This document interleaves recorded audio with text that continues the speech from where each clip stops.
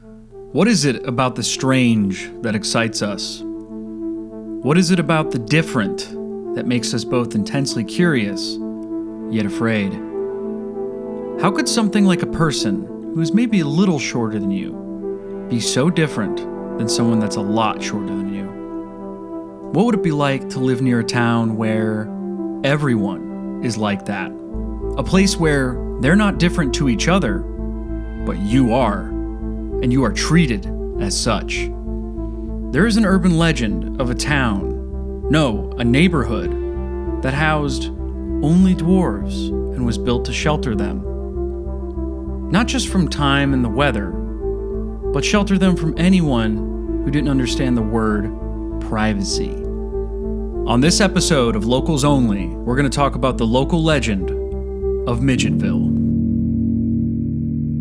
Now you see, Midgetville is probably the least appropriate term for our small town. However, in accordance to history and the popularity of the urban legend, I will be referring to this as the neighborhood of Midgetville. Most people's first experience in the 20th century with dwarves would have to be the classic and groundbreaking 1939 film, The Wizard of Oz. But for a more modern performance, Peter Dinklage's portrayal of Tyrion Lannister in Game of Thrones was a fine introduction as well. Both have a very obvious common thread in their fictions, aside from the small stature of these actors. They were seen as intensely unusual and novel, and struggled on the screen and off it to fit into a much bigger world than they. This view on dwarves is nothing new.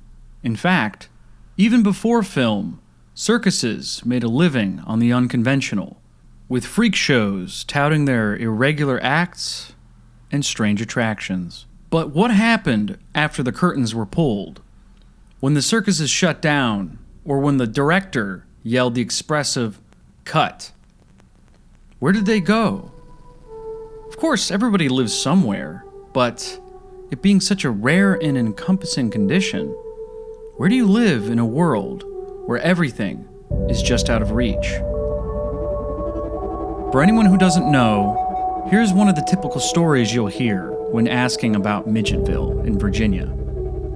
A group of my friends drove through it in 2002 and claimed a man of about average height ran out of a house screaming at them, jumped on their car and held on to the open sunroof while they tried to drive away. According to them, he was laying on the roof and beating his fist against the roof/windshield when they were doing 30 miles per hour out of the main road. He eventually let go. They showed me evidence of someone hitting the car like they said so, while likely exaggerated in places.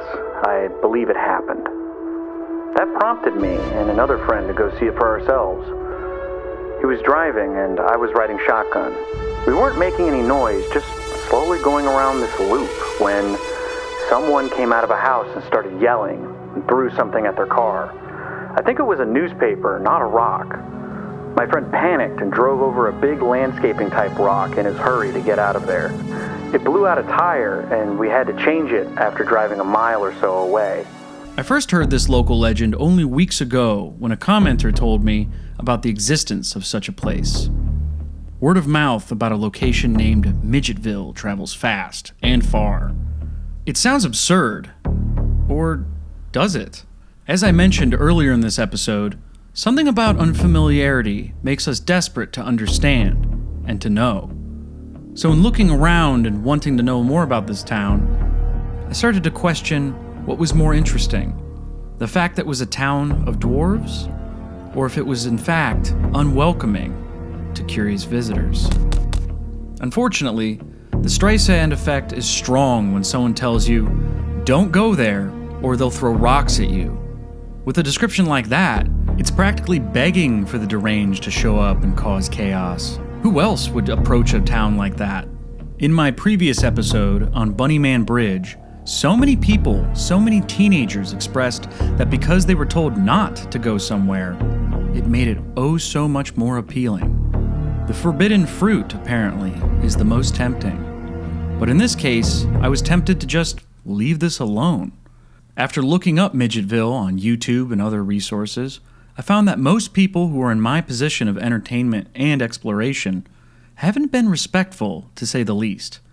With other filmmakers antagonizing and trespassing, as immature people do, I felt that maybe I shouldn't make this. Maybe this episode should be just left alone. However, as I explored the topic more and more, I found out information that actually calmed, but ultimately disappointed me. But I'll express that later. So it's real? Not only is the location real, but it's not even the only one. There are sprinkled around the country a number of different streets and private locations where it's said that dwarves lived in peace, far from prying eyes. But where is this place? Well, when walking by the Washington and Old Dominion trails in Vienna, there were 8 acres cleared out that displayed 6 cottages scattered throughout the property. These smaller than usual buildings spawn the urban legend that they are the homes of dwarves due to their size. However, after more research, most people acknowledge that they never saw anybody living in those houses. No dwarves in sight. So what happened? Where did they go? Did they move because this caused more problems than solved? Did they leave because of all the people walking on their property and looking through their windows? Did they find another location that was more secluded and secure? Turns out, no. That's because this rumor, unfortunately, isn't based on fact.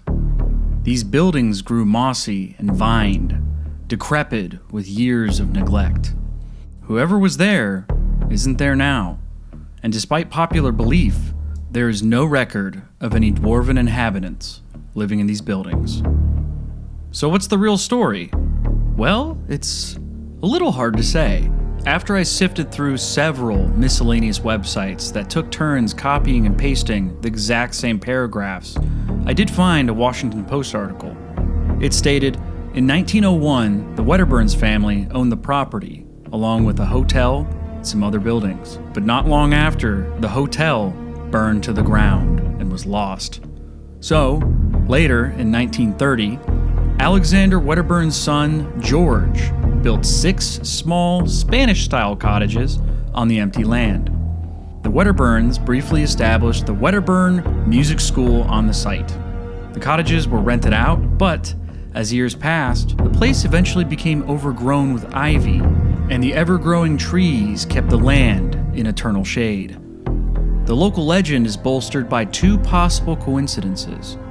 Nearby is Bailey's Crossroads, which, if you didn't know, was actually named after the Bailey family. You know, also known as the Ringling Brothers and the Barnum and Bailey Circus, commonly known as the greatest show on Earth. And in the 1800s, that's where they stayed for winter. Then, in 1967's Vienna, Feld Entertainment built their headquarters there.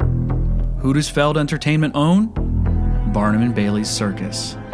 So the parent company of the Ringling Brothers and the Barnum and Bailey Circus was right down the street. Those 2 facts are often used to substantiate the legend that Midgetville was a retirement village for the circus dwarves. So it's in my interpretation that with so much circus behavior going around, the reclusive nature of the houses, and the smaller than usual stature of them, then you add in the people constantly walking by on the Washington and Old Dominion trails. People are going to talk. People are going to guess as to what those buildings were.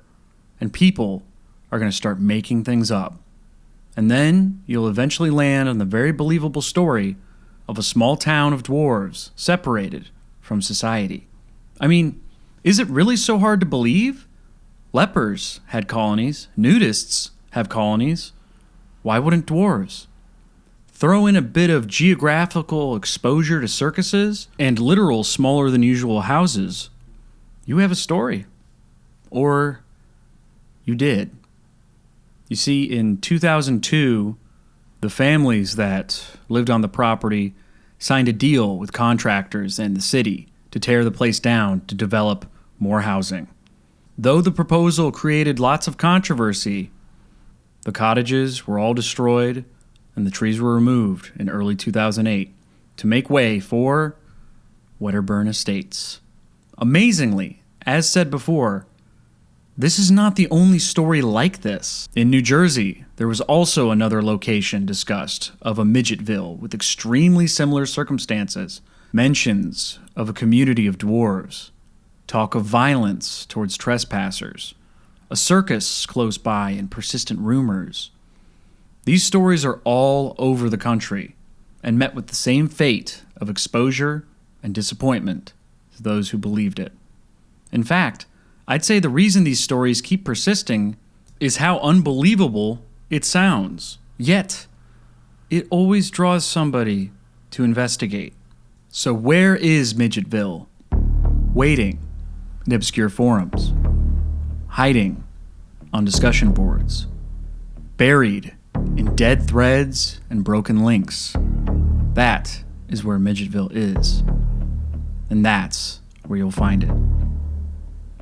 Once again, this is Patrick from Locals Only saying, thanks for watching.